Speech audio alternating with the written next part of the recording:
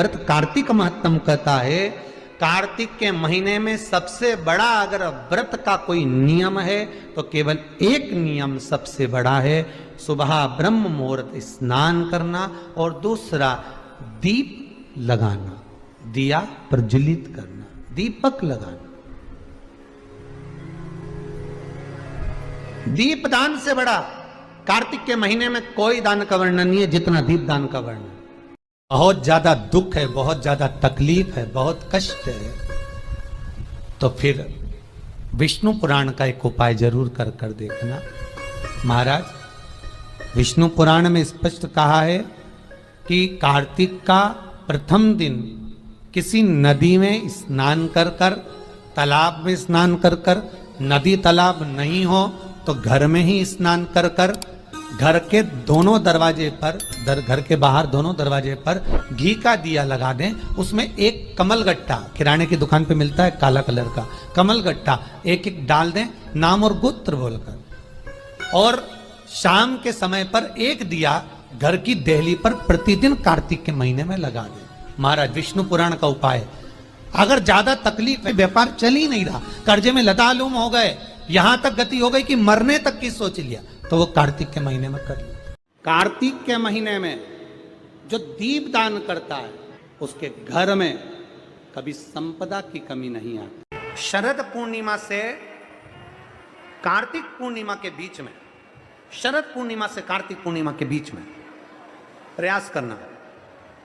दुकान नहीं चल रही हो, व्यापार नहीं हो रहा हो, तकलीफें बहुत ज्यादा हो, घर में क्लेश जाता हो, अशांति ज्यादा हो, पैसे नहीं आ रहे हो, 1 रुपया कमा रहे, 100 रुपये खर्च हो रहा, बहुत टेंशन है, तो शरद पूर्णिमा से कार्तिक पूर्णिमा तक एक हल्दी और कुंकू, ये थोड़ा सा मंदिर में लेकर जाइए, हल्दी और कुंकू जरा जरा सा ले जाओ, अशोक सुंदरी वाली जगह पर पहले शंकर जी पे जल चढ़ा दो, अशोक सुंदरी वाली जगह पे जल चढ़ा दो, और वह हल्दी और कुंकू की एक एक बिंदी अशोक सुंदरी वाली जगह पर अपनी कामना कर कर लगा कर आओ। उसी में से वो हाथ जो तुम्हारा गीला है कंकु हल्दी का, वही हाथ लाओ, घर में प्रवेश करते समय अपनी देहली पर थोड़ा सा लगा दीजिए। शरद पूर्णिमा से कार्तिक पूर्णिमा तक कर कर देखो, उसके बाद में फिर बताना कि मेरा देवाधिदेव महादेव कौन सा चंदन है जिस चंदन को भगवान को लगा देने पर, कार्तिक महीने में भगवान को लगा देने पर जीते जी भगवान विष्णु कृष्ण राम एक बार गले लगा कर जाते हैं। वो कौन सा चंदन है? आपको पहले भी कथा में वर्णन किया, हरि चंदन। कौन सा चंदन है?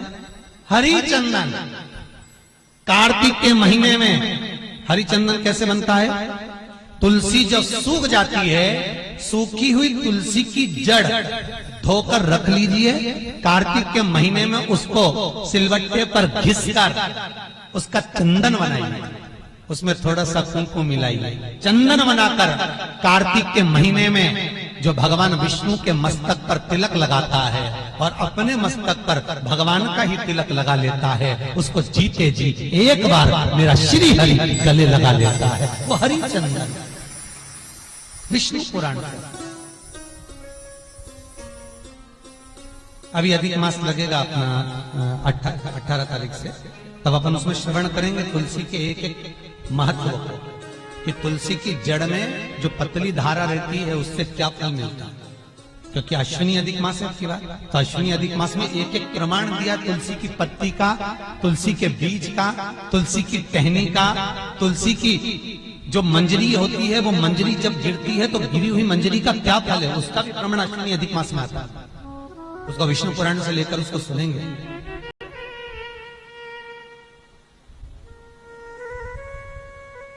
हरि चंदन। उसी तरह कार्तिक के महीने में सूखी हुई तुलसी की लकड़ी घी में भिगोकर, घी के दिए में घी भरकर जो भगवान के मंदिर में, भगवान श्री हरि के मंदिर में, नारायण राम कृष्ण के मंदिर में दिया जला देता है, उस लकड़ी का उसकी मनोकामना 3 महीने में पूरी हो जाती है। महाराज कार्तिक के महीने में उस तुलसी का इतना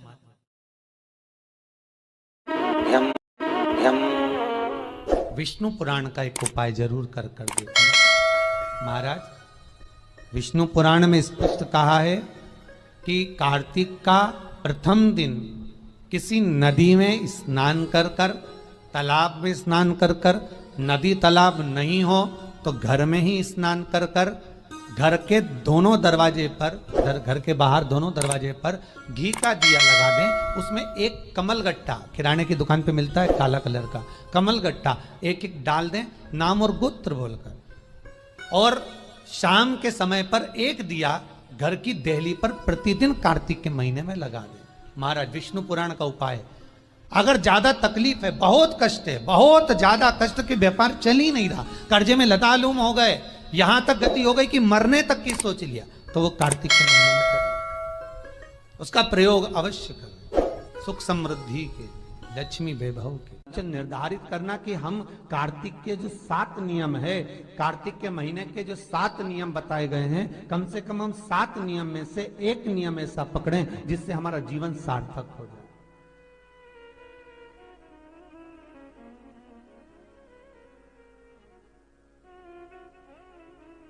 आप भले 7 नियम नहीं कर रहे कार्तिक के, भले एक नियम करो, पर वो नियम हमारा पूर्ण चलना चाहिए, उसके नियम की पूर्णता पूर्ण होना चाहिए। आपको कहा था कार्तिक के 7 नियम हैं, उसमें पहला दीपदान, दूसरा तुलसी पूजन, तीसरा भूमि पर शयन, चौथा शरीर पर तेल नहीं लगाना, पांचवा सुंदर दलहन की चीजों का त्याग करना, और छठा ब्रह्मचार्य व्रत का पालन करना, और 7वां अपने जीवन में कार्तिक के महीने में चाहे वाणी का संयम हो, चाहे भोजन का संयम हो, चाहे शब्दों का संयम हो, चाहे दृष्टि का संयम हो, चाहे इंद्रियों का संयम हो, वो संयम रखें।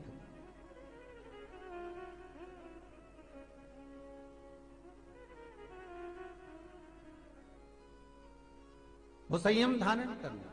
अब हमें ये ज्ञात करना है कि 7 नियम जो कार्तिक के महीने के होते हैं, कार्तिक माहत्म में जो 7 नियम बताए गए होते हैं, इन 7 नियम में से कोई एक नियम हम हमारी जिंदगी में उतार लें, कोई एक नियम हम हमारे जीवन में उतार लें, जिस नियम के बल पर हमें परमात्मा का साक्षीकरण हो जाए।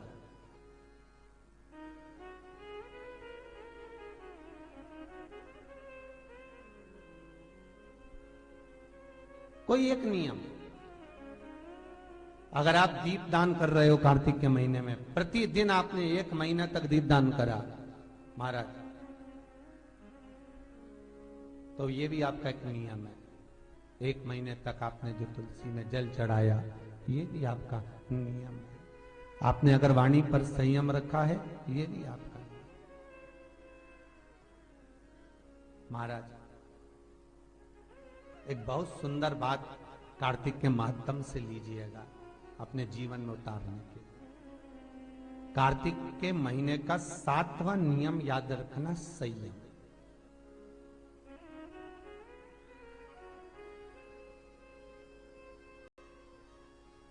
किस समय पर किस चीज का संयम होना चाहिए, निर्धारित करना कि हम कार्तिक के जो 7 नियम है, कार्तिक के महीने के जो 7 नियम बताए गए हैं, कम से कम हम 7 नियम में से एक नियम ऐसा पकड़ें जिससे हमारा जीवन सार्थक हो जाए।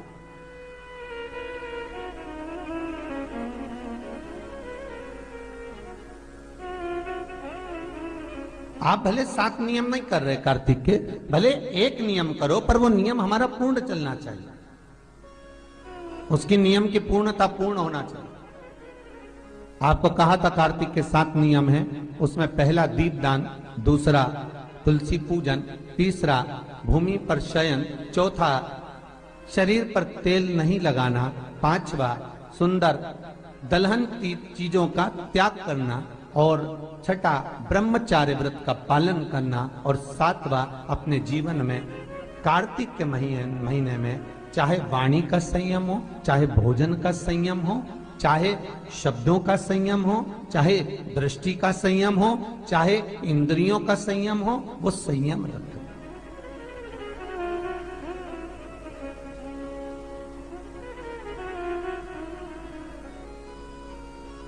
वो संयम धारण करना। अब हमें ये ज्ञात करना है कि 7 नियम जो कार्तिक के महीने के होते हैं, कार्तिक महात्म में जो 7 नियम बताए गए होते हैं, इन 7 नियम में से कोई एक नियम हम हमारी जिंदगी में उतार लें, कोई एक नियम हम हमारे जीवन में उतार लें, जिस नियम के बल पर हमें परमात्मा का साक्षीकरण हो जाए।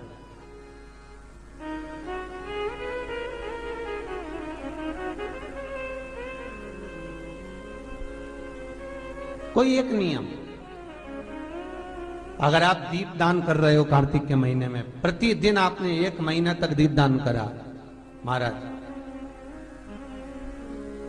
तो ये भी आपका एक नियम है। 1 महीने तक आपने जो तुलसी में जल चढ़ाया, ये भी आपका नियम है। आपने अगर वाणी पर संयम रखा है, ये भी आपका महाराज।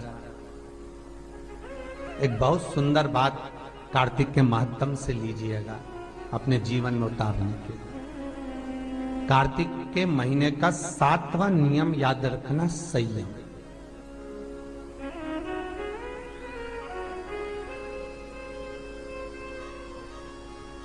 किस समय पर किस चीज का संयम होना चाहिए, ये हमारे विष्णु पुराण किस किसने सुनी है? हाथ उठा। विष्णु पुराण का 5वां अंश कार्तिक खंड वर्णन करता है, या स्कंद पुराण का कार्तिक खंड को उठा लीजिए, वो वर्णन करता है 24 तरह के दिए होते हैं। कितने तरह के? 24 तरह के दीप होते हैं। उस दीप में सर्वाधिक श्रेष्ठ दीप होता है तुलसी दल का दीप, तुलसी की डंडी से जो प्रकट किया है। बत्तियों का भी क्रम है, एक लंबी बत्ती होती है, एक गोल बत्ती होती है। होती कि नहीं होती? लंबी और गोल। ये वाला स्पीकर बंद है, बार बार बंद हो रहा, बार बार चालू हो रहा, उसको देखिए जरा। बत्ती एक गोल होती है, एक लंबी होती है। गोल बत्ती और लंबी बत्ती में अंतर होता है, बहुत जमीन आसमान का अंतर है, बहुत ध्यान देना इसका। गोल बत्ती किस किस देवी देवता पे लगती है और लंबी बत्ती किस किस देवी देवता पे लगती है, तो स्कंद पुराण और विष्णु पुराण दोनों कहती है जो लंबी बत्ती होती है वो पितरों की जगह पर, पूर्वजों की जगह पर, पूर्वजों की जगह पर, बड़ के पेड़ के नीचे, पीपल के पेड़ के नीचे लंबी बत्ती का प्रमाण है। किसी देवी के स्थान पर, जो देवी की पूजन करते हैं, जगदम्बा की पूजन करते हो, पार्वती की करते हो, लक्ष्मी की करते हो, कुल देवी का स्मरण करते हो, लंबी बत्ती का प्रमाण। और जो गोल बत्ती होती है, वो गोल बत्ती का प्रमाण किसी हनुमान मंदिर, राम मंदिर, शिव मंदिर, जितने देवताओं के मंदिर हैं वहां पर गोल बत्ती का प्रमाण।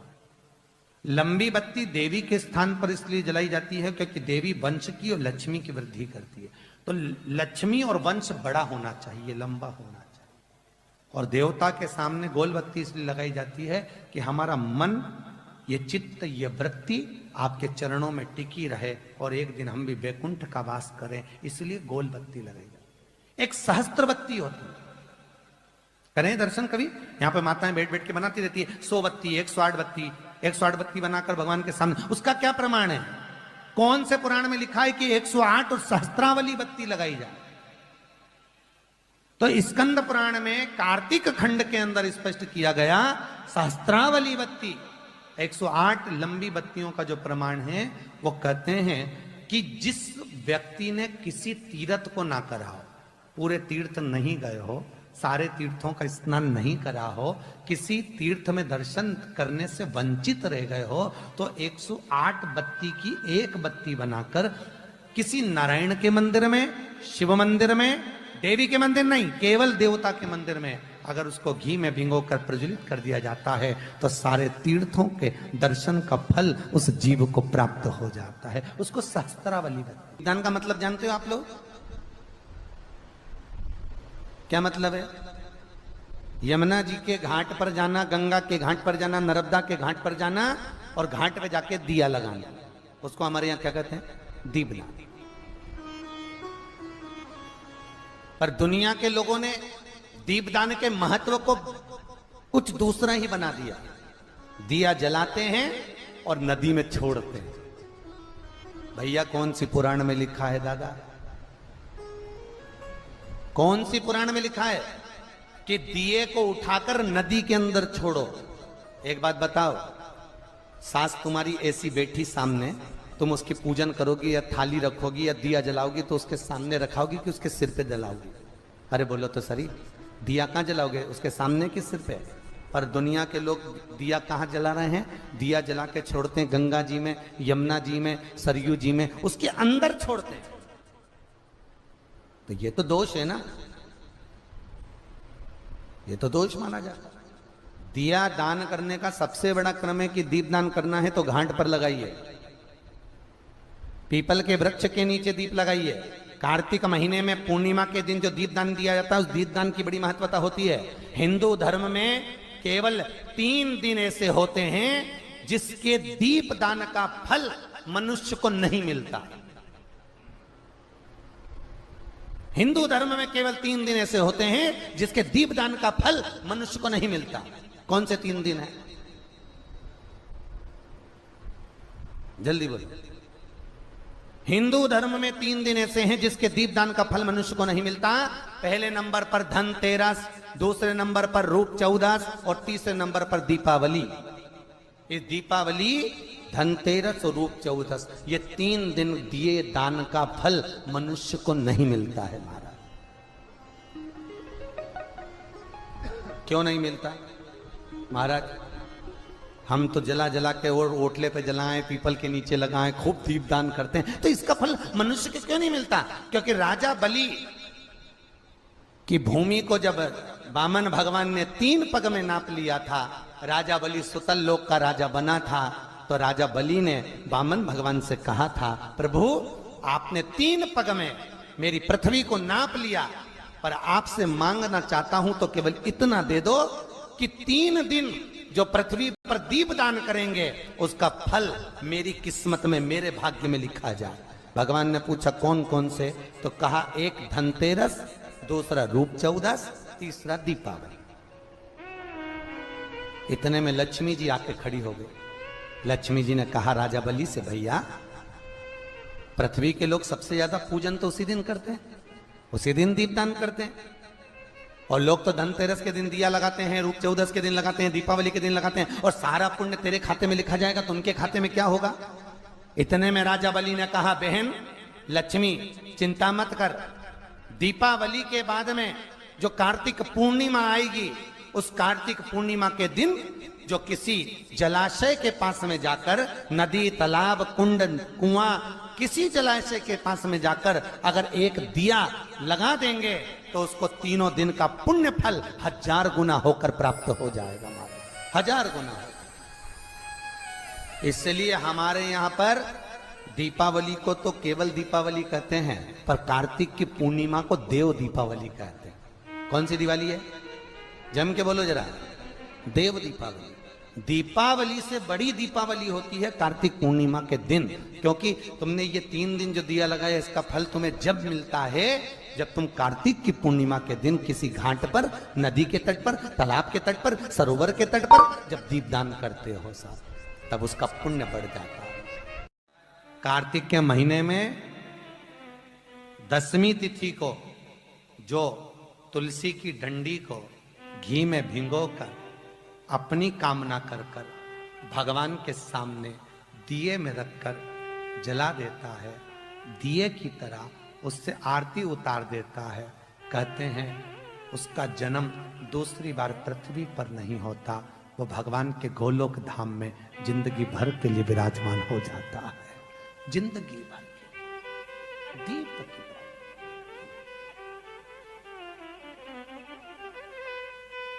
यहां तक कहेंगे हम,